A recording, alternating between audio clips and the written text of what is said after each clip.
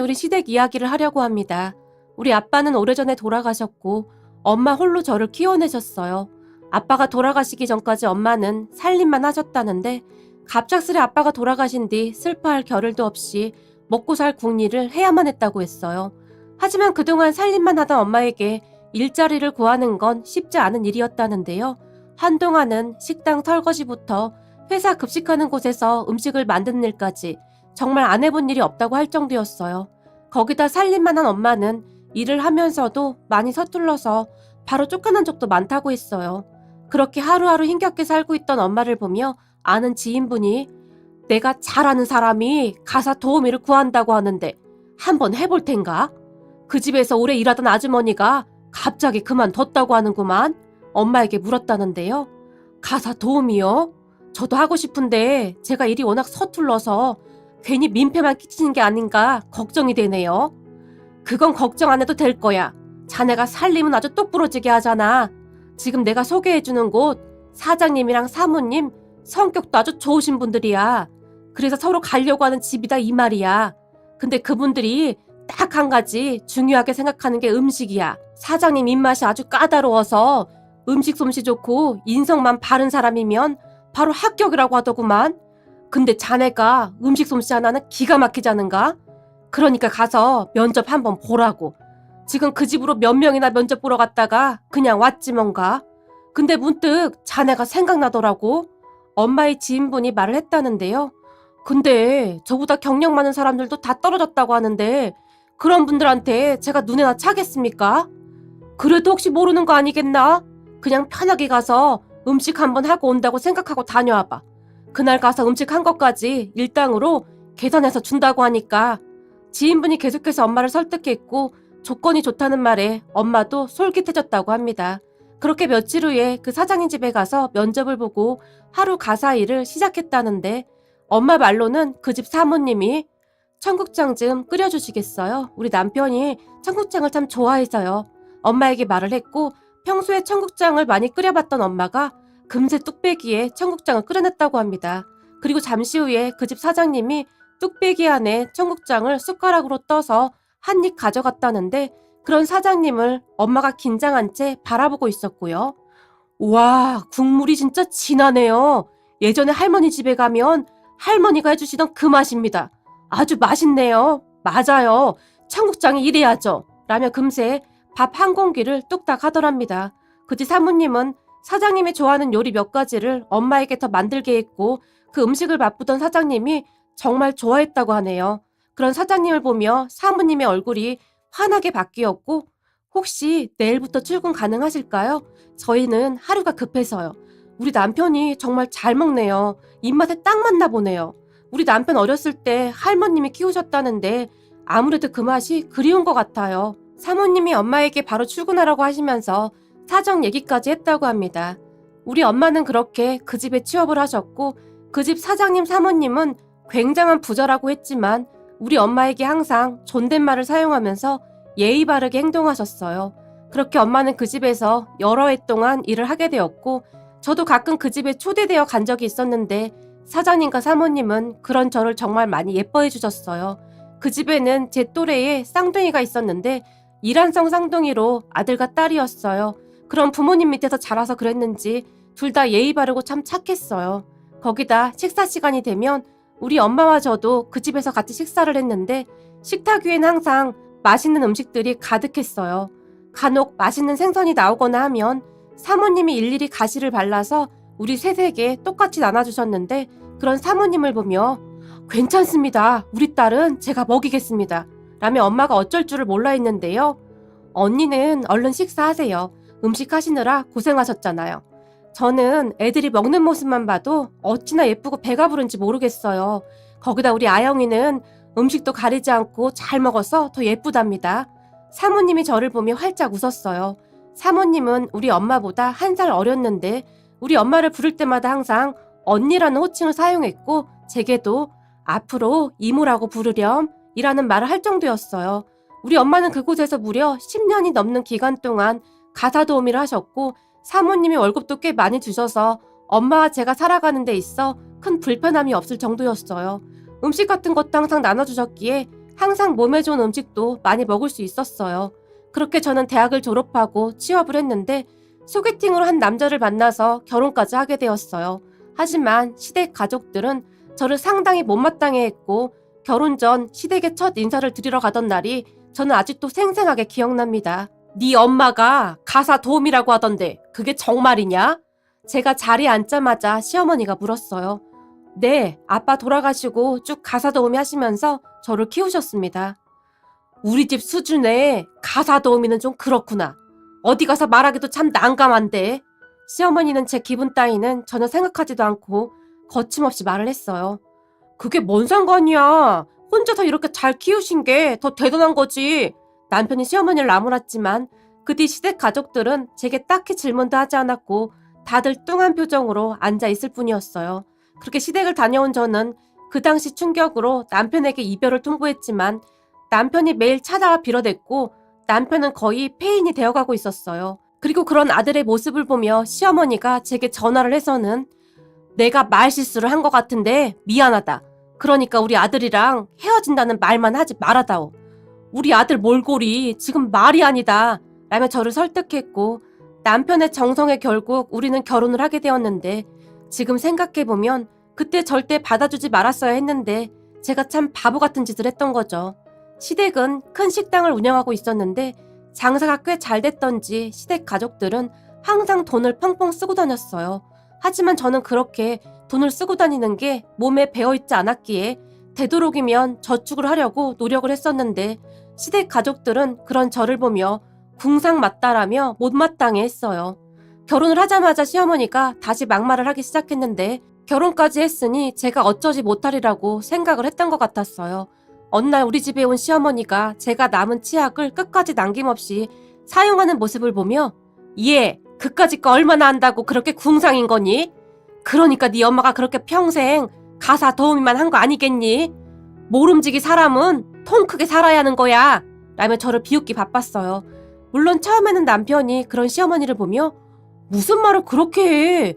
알뜰한 게 좋은 거지. 그럼 엄만 며느리가 돈을 펑펑 쓰고 다녔으면 좋겠어? 제 편이 되어주기도 했지만 그래 나는 돈 많은 집 며느리가 들어와서 돈 좀 펑펑 써댔으면 좋겠다. 하필이면 가사 도우미하는 집 딸을 데리고 와서는. 시어머니는 말끝마다 우리 엄마가 가사 도우미라는 것을 강조하면서 저를 있는 대로 노려보곤 했어요. 하지만 그때까지는 남편이 옆에서 제 편이 되어주었기에 그나마 좀 참을만 했는데요. 시간이 지나면 지날수록 그나물의 그 밥이라고 남편도 결국 시어머니 편을 들기 시작했고 사실 엄마 말이 다 틀린 건 아니잖아. 너네 집이랑 우리 집이 좀 많이 차이 나는 건 맞잖아? 그래도 우리 엄마가 널 받아준 건데 너도 웬만큼은 좀 맞춰드려라 라는 말만 반복할 뿐이었어요.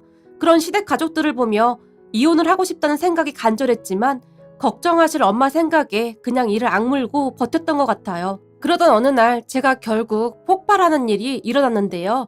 엄마가 우리 집에 밑반찬을 해서 가지고 오셨는데 그날 하필 시어머니도 우리 집에 오셨다가 두 분이 딱 마주치게 되었어요. 어머, 사돈도 와 계셨네요. 그러게요. 애들한테 밑반찬 좀 갖다 주려고 들렸습니다. 맞다. 사돈 음식 솜씨가 그렇게 좋다면서요? 하긴 가사 도우미를 10년 넘게 했는데 그쪽 분야에서는 최고 아니겠어요? 시어머니가 뼈 있는 말을 뚝 하고 던졌고 아, 네, 그렇죠 뭐. 그러고 보니 평생을 음식 만들면서 살았네요. 엄마가 그냥 웃고 말았어요. 그런데 시어머니가 엄마가 가지고 온 반찬 그릇의 뚜껑을 단숨에 열더니 맛을 보고는 근데 음식 맛이 진짜 좋긴 하네요. 겉절이가 아삭아삭한 게 진짜 맛있네요. 정말 특색 있네요. 이거 우리 식당에서 반찬으로 내놓으면 아주 대박 나겠는데요? 라며 의미심장한 눈빛으로 엄마를 바라봤어요. 아유, 그 정도 실력까지는 안 됩니다. 그냥 간단하게 한 끼 먹을 수 있는 수준이죠 뭐. 엄마가 손사래까지 치면서 그냥 웃고 말았는데요. 사돈, 그러지 말고 우리 식당에다 겉절이를 좀 만들어서 팔아보는 게 어때요? 물론 제가 겉절이 값은 드릴게요. 아니면 시간 날 때 와서 겉절이 만들어주면 제가 일당 드릴게요. 시어머니가 정말 진지한 표정으로 엄마에게 물었고 예? 아닙니다. 그 정도 맛은 아닌데 사돈이 너무 좋게 봐주셨네요. 사돈 드시고 싶으시다면 제가 조금 만들어는 드리겠습니다. 근데 판매하거나 그럴 정도는 안 돼서요. 엄마가 정중하게 거절을 했어요. 그리고 그런 엄마의 말에 정말요? 그럼 저도 겉절이 좀 부탁드릴게요. 시어머니가 단숨에 대답을 해버렸고 얼마 뒤 엄마가 겉절이를 한 통 담아서 우리 집으로 가지고 왔어요. 뭐하러 가지고 왔어? 그냥 한 귀로 듣고 흘려버리면 되는 거지. 원래 말투가 그러니까 신경 안 써도 돼. 어떻게 그러니? 그래도 네 시어머니인데. 겉절이는 막 버무렸을 때가 제일 맛있으니까 오늘 갖다 드려. 엄마가 당부까지 하며 돌아가셨어요. 문제는 그 다음이었어요. 그 뒤 시어머니가 우리 엄마에게 전화를 해서는 사돈, 그때 주신 겉절이 말입니다. 그거 식당 손님들한테 드렸더니 인기가 아주 어마어마합니다. 그 겉절이 살 수 없냐고 물어보고 난리도 아니에요. 네? 그거 얼마 되지도 않아서 사돈 집에서 드시라고 드린 건데 뭐하러 그러셨어요? 왜긴 왜겠어요. 혼자 먹기 아까워서 그랬죠. 그래서 말인데요. 사돈이 겉절이를 저한테 파는 건 어려울까요? 아무래도 제가 그것만 하고 있을 수가 없어서요. 제가 지금 하는 일도 있고 해서요. 아, 그 가사도우미요? 그거 월급 받아봐야 얼마나 받겠어요. 그러지 말고 우리 식당에 나와서 일 한번 해보시겠어요? 제가 그 가사도우미보다 월급 더 많이 드릴게요. 시어머니가 정말이지 말도 안 되는 소리를 했다고 하는데요. 네? 아니 무슨 그런 말씀을. 어떻게 사돈 식당에서 일을 한단 말입니까? 거기다 지금 제가 일하고 있는 집 사장님 사모님하고도 약속한 게 있어서 그만둘 수도 없답니다. 시어머니의 말에 엄마가 정말 많이 놀랐다고 하는데 우선 다시 한번 정중하게 거절을 했다고 합니다. 그런 엄마의 말을 듣던 시어머니가 아니 사돈, 지금 남의 집 일을 봐주는 게 더 중요합니까? 아무리 그래도 제가 사돈 딸 시엠이 아닙니까? 그럼 우리가 우선 아닙니까? 조금 서운하기까지 하려고 하네요. 아닙니다. 그런 게 아니라 제가 사정이 있어서 그만둘 수가 없어요. 그리고 사돈 식당에 가서 일하는 것도 참 그렇고요. 그렇게 서운하시다면 제가 가서 겉절이 비법을 좀 가르쳐드리는 건 어떨까요? 그 정도는 저도 할 수 있을 것 같은데요.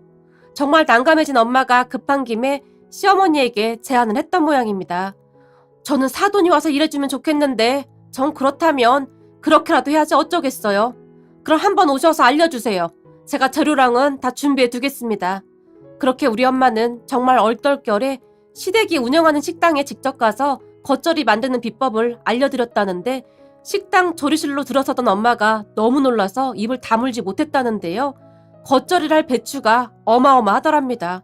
하지만 엄마는 별말 하지 않고 사돈, 겉절이 양이 꽤 많네요. 예, 이왕 하는 거 많이 좀 해놓으려고요. 라며 아무렇지도 않게 시어머니가 대답을 했답니다. 그리고 잠시 후 엄마가 겉절이 버무리는 비법을 알려드렸으나 메모도 하지 않은 채 시어머니가 옆에 서서 그저 고개만 끄덕이고 있더랍니다. 그런 시어머니를 보며 사돈 받아 적어야 하지 않겠습니까? 엄마가 물었다는데요. 제가 식당 일만 지금 10년이 다 돼가는데 눈대중으로 대충 보면 다 압니다. 라며 자신만만해 하더랍니다. 시어머니의 말에 엄마도 그런가 보다 하고 겉절이 버무리는 비법을 계속 알려드렸다는데 그 와중에도 시어머님은 건성으로 고개만 끄덕일 뿐 그냥 바라만 보고 있었다는데요. 그렇게 시간이 얼마나 지났을까요? 엄마가 꽤 오랜 시간 동안 그 많은 양의 겉절이를 다 버무리자 시어머니가 큰 김치통에 겉절이를 담기 바쁘더래요. 사돈, 그럼 저는 이만 가보겠습니다. 아, 네, 수고하셨습니다. 시어머니가 간단히 감사 인사를 하더니만 주머니에서 3만 원을 꺼내서는 엄마에게 내밀더니 이건 오늘 겉절이 담은 일당입니다. 라는 말까지 했다고 하네요. 아닙니다. 제가 돈 받자고 한 일도 아니고 괜찮습니다. 엄마가 거절한 후 그곳을 나와버렸다는데 사실 그런 시어머님의 행동에 엄마는 상당한 불쾌감을 느꼈다고 했어요. 하지만 엄마는 제게 아무런 말도 하지 않았기에 저도 그러한 일이 있었는지조차 전혀 모르고 있었어요. 그런데 그 뒤 시어머니의 막무가내 행동은 계속되었고 수시로 엄마에게 전화를 해서는 사돈, 내가 아무리 해봐도 사돈이 해준 겉절이 맛이 안 나는데 왜 그런지 모르겠네요. 라며 엄마를 식당으로 계속 불러냈고 가사도우미 일을 끝내고 집으로 돌아가기 전 엄마는 시어머니의 식당에 들러서 겉절이 버무리는 법을 몇 번이나 알려줬다고 했어요. 하지만 시어머니는 아무런 관심도 없이 그저 바라만 볼 뿐 겉절이 배울 생각이 전혀 없어 보였다고 했어요. 사돈, 제가 이렇게 매일 올 수도 없는 노릇이고 오늘은 사돈이 직접 해보시죠. 제가 옆에 있다가 잘못된 부분은 말해드릴게요. 라고 엄마가 말을 했다는데요. 제가요? 난 못해요. 이래봬도 내가 사장인데 내가 겉절이를 왜 버무려요? 그게 무슨 말씀이신지요? 제가 매번 이렇게 올 수도 없는 노릇이고 이제는 사돈이 하셔야 하는 거 아닌가요? 엄마가 다시 물었고, 사돈이 이렇게 눈치가 없으니 가사 도우미를 10년이나 넘게 하고 있죠. 이쯤 했으면 사돈이 계속 해준다는 말을 해야지. 도대체 왜 이렇게 눈치가 없는 겁니까? 시어머니가 갑자기 돌변해서 엄마에게 말을 했다고 하네요. 그건 그때 제가 말씀드리지 않았습니까? 저는 여기 와서 일할 생각이 없다고 말입니다. 그럼 어떻게 해요? 이미 사돈 겉절이 맛있다고 소문났는데 손님상에 겉절이를 안 내놓을 수도 없고 처음부터 겉절이를 나한테 왜 해줘서 이 사단을 만들었냔 말입니까? 그러니까 사돈이 다 책임져요. 작정을 한 것인지 시어머니가 우리 엄마에게 땡깡까지 피우더랍니다. 그런데 그날 마침 남편이 제게 전화를 했는데 오늘 집에 택배 하나 갔을 거야. 그거 엄마 식당으로 가야 하는 건데 내가 깜빡하고 주소를 우리 집으로 했거든. 그거 엄마 식당에 좀 갖다 드려. 남편이 말했고 전화를 끊고 나서 제가 바로 시어머니 식당으로 갔는데요. 저를 본 식당 직원들이 갑자기 수근거리기 시작했고 식당 주방 안쪽에서는 익숙한 엄마 목소리가 들려왔어요. 아니 사돈, 그건 억지 아닙니까? 저도 이만큼 알려드렸으니 더 이상은 못 도와드립니다. 그럼 저는 이만 가보겠습니다. 그 가사도우미가 뭐라고 그거에 미련을 못 버리는 건지 꼭 돈 없는 인간들이 쓸데없는 자존심만 세더라. 그 순간 시어머니의 목소리가 들려왔고 제가 놀란 채 식당 주방으로 들어갔더니 엄마가 겉절이를 버무리던 고무장갑을 벗고 있었어요. 엄마, 지금 여기서 뭐 하는 거야? 아영아, 엄마가 놀라서 저를 바라봤고 왔니? 네가 네 엄마 좀 설득해라. 아니 가사도우미보다 여기가 훨씬 나은데 도대체 일을 왜 안 하겠다고 하는 건지 당체 모르겠구나. 시어머니가 저를 보며 아무렇지도 않게 말했어요. 그런 두 분을 바라보며 엄마가 여기 왜 있냐고. 별거 아니야. 겉절이 만드는 비법 좀 알려달라고 해서 알려드린 거야. 그럼 방법만 알려드리면 되는 거지. 왜 엄마 혼자 이 많은 겉절이를 다 하고 있냐고. 제가 흥분한 채 소리를 쳤어요. 아니 얘가 별것도 아닌데 어디 CM이 앞에서 큰 소리야 큰 소리가. 시어머니가 저를 보며 말을 했지만 엄마 언제부터 이 일했어? 한 몇 주 된 것 같은데. 엄마가 제 눈치를 보며 말했어요. 어머님, 이게 지금 무슨 경우세요? 사돈한테 식당 일을 시키다니요. 제가 시어머니를 노려보며 물었고 아니, 네 엄마가 좋아서 먼저 가르쳐준다고 한 걸 왜 나한테 이 난리냐? 이래서 수준 맞는 집안이랑 결혼시켰어야 하는데 가사도미 엄마한테 뭘 배웠겠어? 시어머니는 계속해서 막말을 하면서 엄마가 저를 째려봤어요. 그러더니 다시 시어머니가 꼴의 사돈이라고 그래도 대우해줬더니 가사도우미 주제에 뭘 그렇게 빡빡하게 굴어? 오늘 일당 주면 될 거 아니야? 라고 말을 하더니 주머니에서 10,000원짜리 3장을 꺼내서 순식간에 우리 엄마 얼굴에 던져버렸어요. 그리고 그 순간 제가 정신줄을 놓아버렸고 옆을 봤더니 이제 막 다 버무린 겉절이가 빨간 고무통에 담겨 있었는데 제가 그 겉절이를 양손으로 막 움켜쥐고는 시어머니의 면상과 머리에 버무려 버렸어요. 그 바람에 시어머니의 파마머리와 얼굴이 겉절이 범벅이 되었고 야! 너 미쳤어? 이게 진짜 돌았구나! 시어머니가 마구마구 소리를 질러대며 부들부들 떨기까지 했어요. 하지만 저는 거기서 멈추지 않았고 엄마가 버무린 겉절이통을 뒤엎어버리고는 겉절이를 있는 대로 발로 밟아버렸어요. 야! 너 내가 가만 안 둬! 온몸에 겉절이를 뒤집어 쓴 시어머니가 발광을 한 채 소리를 질러댔는데요. 옆에서 그 모습을 지켜보던 엄마가 아영아 이게 뭐하는 짓이야 라며 저를 말렸지만 그런 엄마의 손을 뿌리치며 당신 내 말 잘 들어. 나한테는 함부로 해도 되지만 우리 엄마한테 이딴 식으로 함부로 하는 건 절대 용납 못해. 알겠어? 가사도우미가 뭘 그렇게 잘못한 거야? 우리 엄마는 적어도 정직하게 사셨어. 당신이 뭔데 그런 우리 엄마한테 그딴 소리를 해? 제가 악에 받쳐 식당에 떠내려가라 소리를 질러댔고 식당에서 식사를 하던 사람들이 다들 조용히 나가기 시작했어요. 그런데 그 와중에 식당 주방에서 일하시던 분들조차도 내가 언젠가 한번 크게 일치를 줄 알았어. 어디 사돈한테 그렇게 일을 시켜먹어. 나도 더러워서 더 이상 일 못하겠으니까 그만둔다 라며 아침밥까지 벗어 던지며 나가버렸고 나도 그만둔다. 그동안 목구멍이 포도청이라 내가 꾹 참고 있었는데 진짜 인간 말종이구만 이라며 다른 이모님도 나가버렸어요. 그동안 시어머니가 일하시는 이모님들에게 어떻게 했을지 알겠더라고요. 그렇게 식당은 난장판이 되었고 제가 엄마를 끌고 그곳을 나와버렸어요. 그리고 뒤에서 겉절이를 잔뜩 뒤집어 쓴 시어머니가 마치 미친 사람처럼 발광을 해대고 있었는데 마치 인간 겉절이인 줄 알았네요. 머리에서 양념이 잘 된 겉절이가 마구마구 떨어지고 있었거든요. 그리고 엄마와 저는 곧장 친정으로 갔고 엄마 왜 그런 꼴을 당하고 있었어? 아니 처음에는 비법을 알려달라고 해서 그러려고 했는데 벌써 몇 주나 지났는데 배울 생각이 없는 것 같길래 참다 한 소리 하던 참이었는데 네가 들어오더구나 라며 엄마가 제 눈치를 봤어요. 그렇게 제 눈치만 보다 엄마가 이제 어쩌려고 그래? 어쩌긴 뭘 어째. 아까 내가 겉절이 날려버리는 순간 결혼 생활도 끝난 거지 뭐. 그동안 우리 친정 엄청 무시하면서 나한테도 정말 심하게 했어. 어차피 이혼할 생각이었는데 엄마가 마음 아파할까봐 꾹 참고 있었던 거야. 미안해 엄마. 잘 살았어야 했는데. 라며 제가 눈물을 글썽였는데요. 됐다. 아니다 싶으면 빨리 정리하는 게 맞다. 뭐 한다고 참고 살아. 잘 생각했어. 우선 변호사 알아보고 이혼 진행하자. 저는 엄마가 말릴 줄 알았는데 엄마는 생각보다 단호하게 행동하셨어요. 그리고 잠시 후에 남편에게 전화가 왔는데 야! 너 미쳤어? 네가 우리 엄마를 겉절이 범벅으로 만들었다며. 너 돌았냐? 지금 당장 와서 우리 엄마한테 무릎 꿇고 빌어라. 아니면 내가 너 가만 안 둘 거니까. 남편이 씩씩대면서 고함을 질러댔어요. 마음대로 해. 나도 니네 집 식구들 지긋지긋해서 이제 이혼하려고. 그리고 네가 뭔데 나한테 가만 둔다 만다 그 지랄이야 지랄이. 이제 너랑 끝이니까 이혼 도장이나 찍어라. 라며 제가 전화를 끊어버렸어요. 잠시 후 남편과 시어머니가 계속해서 전화를 해댔지만 저는 받지 않았고 전화를 받지 않자 문자를 수십 통이나 보내왔지만 읽어보지도 않았어요. 그때 남편이 친정으로 찾아왔지만 문도 열어주지 않았고요. 남편은 지속적으로 시어머니에게 무릎 꿇고 빌면 다 해결되니까 제발 빌라며 저를 설득했지만 저는 들은 척도 하지 않았고 결국 남편과 저는 이혼했어요. 그렇게 이혼한 지 한참이 지났고 어느 날 모르는 번호로 연락이 와서 전화를 받았는데 여보 나야. 누구시죠? 제가 물었고 나야 당신 남편. 전 남편이 대답했어요. 알고 봤더니 제가 전 남편과 전 시어머니 전화번호를 차단했더니 다른 사람 휴대폰으로 전화를 했더라고요. 네가 왜 내 여보야? 전화 끊는다. 앞으로 전화하지 마라. 네 목소리 듣기도 싫으니까. 제가 단숨에 말하고는 전화를 끊으려고 했는데 여보 잠깐만. 나 진짜 급해서 그래. 전 남편이 다급한 목소리로 외쳤어요. 네가 급한데 왜 나한테 그래? 당신이 장모님한테 말 좀 잘해주면 안 돼?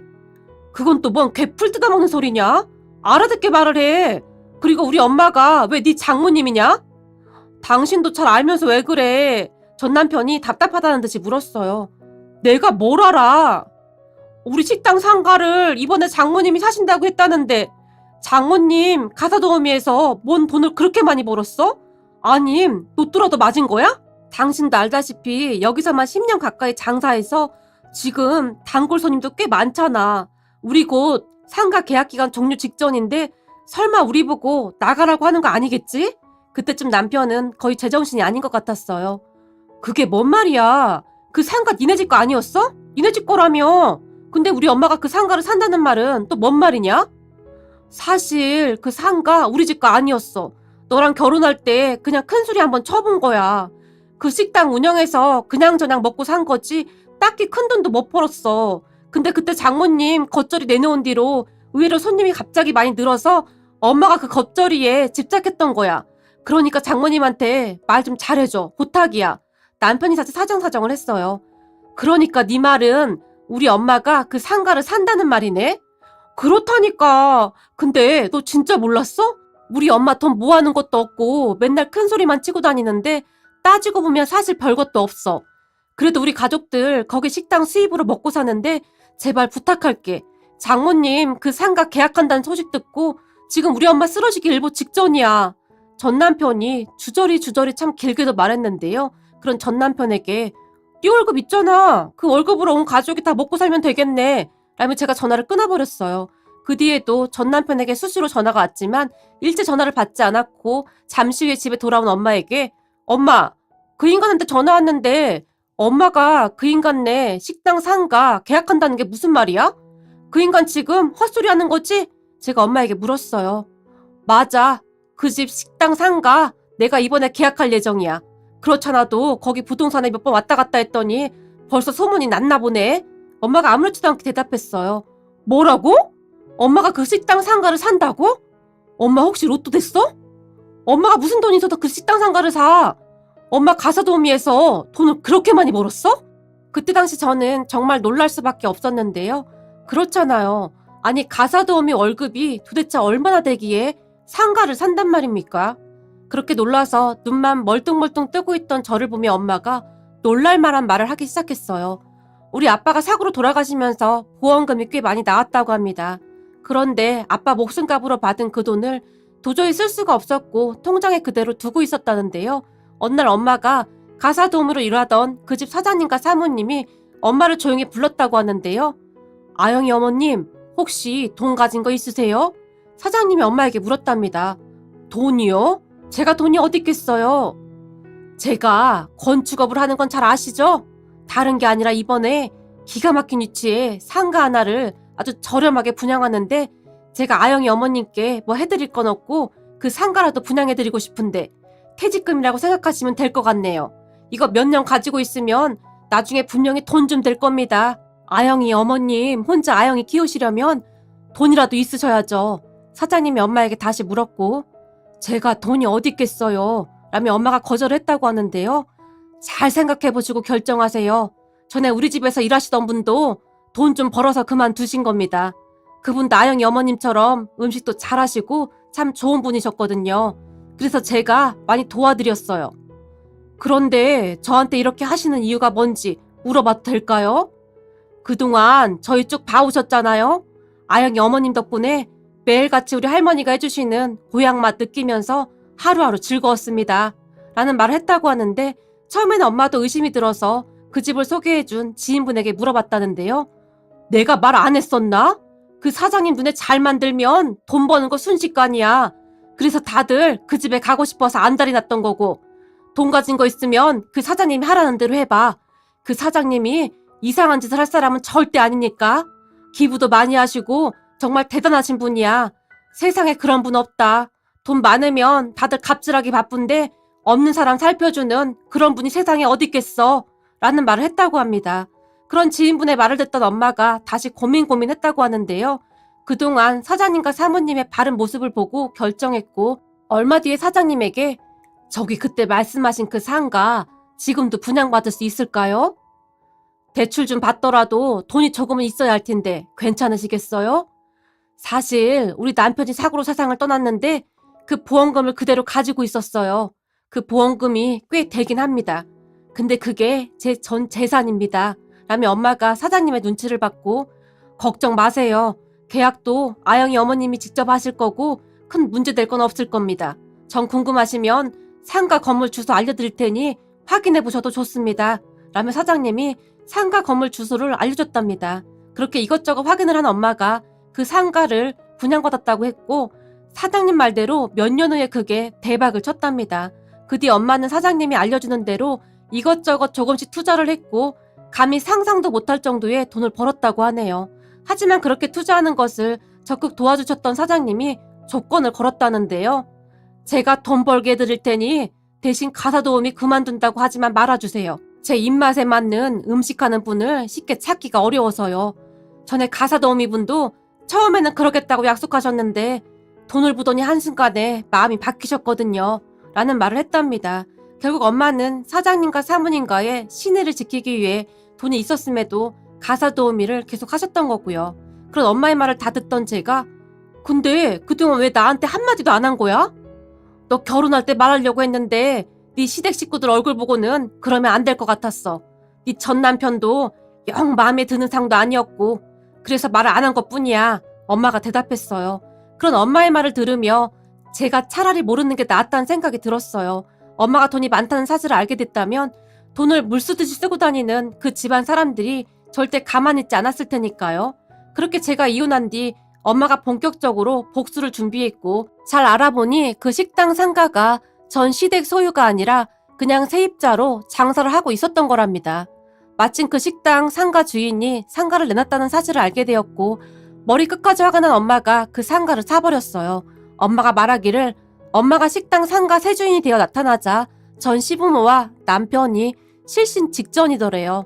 전 남편과 전 시어머니가 한동안 계속 전화를 하며 빌어왔지만 엄마는 뒤도 돌아보지 않고 계약이 만료되자마자 그 사람들을 식당에서 내쫓아버렸어요.